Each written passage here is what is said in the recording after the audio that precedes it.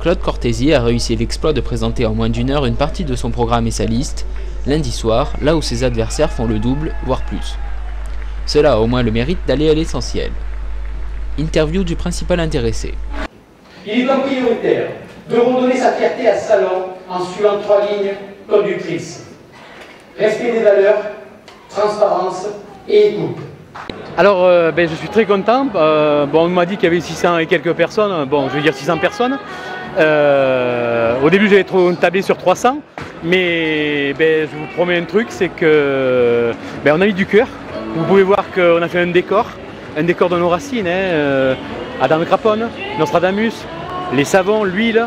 Donc, on a essayé de remettre un petit peu en valeur tout ce patrimoine que beaucoup malheureusement de candidats l'ont oublié. C'est vrai qu'il faut voir de l'avant, il ne faut pas rester, mais je pense un truc, c'est que tout simplement, si à un certain moment on oublie nos racines, comme je l'ai dit en début de mon discours, un arbre, si on lui coupe les racines, il meurt. Donc une ville, si elle veut vraiment se développer, il faut repenser à ses racines. Si vous deviez choisir 3 mots pour définir votre liste, lesquels seraient-ils? Alors on va dire transparence, écoute et proximité. Est-ce que vous trouvez que votre liste représente la diversité culturelle de Salon de Provence?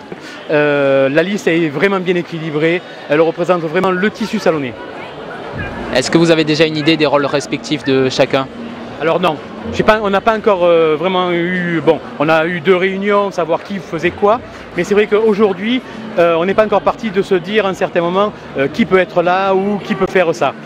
Chacun a des affinités ou des désirs.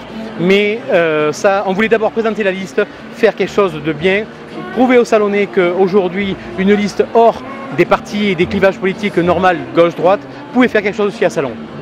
Est-il vraisemblable d'imaginer que Mme Casanova soit première adjointe? Si on est élu, elle sera première adjointe. Si vous deviez citer un point de votre programme qui fait toute la différence avec les autres candidats, lequel serait-il? Un truc. Alors on va parler sur l'économie, puisque souvent on nous parle des finances, et vous avez remarqué que je n'ai pas dit un mot de finances, parce que on est en train d'étudier quelque chose sur les finances, et pour pouvoir proposer quelque chose au salon.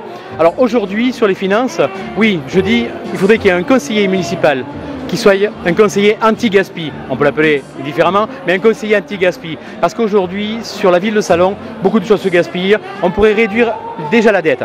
Alors peut-être pas réduire les impôts, mais déjà réduire la dette. Merci. Merci.